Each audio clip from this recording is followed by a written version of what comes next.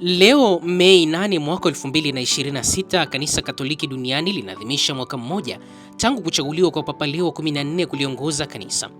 Tarehe hii imebaki kuwa ya kihistoria kwa waamini wengi waliopokea kwa furaha habari ya kupatikana kwa Baba Mtakatifu Leo mwenye dhamana ya kuliongoza kanisa katika nyakati za changamoto na matumaini.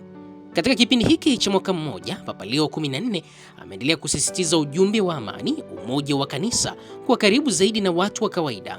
Mara nyingi amezungumza kuhusu vijana, familia maskini na umuhimu wa kutumia maendeleo ya teknolojia bila kupoteza utu wa mwanadamu. Sauti yake imeendelea kuwa mwanga wa wengi katika dunia yenye migogoro, vita na changamoto za kijamii. Kupitia mahubiri na hotuba zake, waamini wamealikwa kurudi katika sala, mshikamano na moyo wa huruma.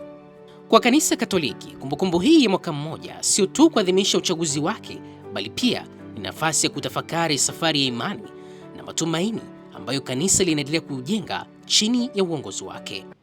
Eric Pasco Jr.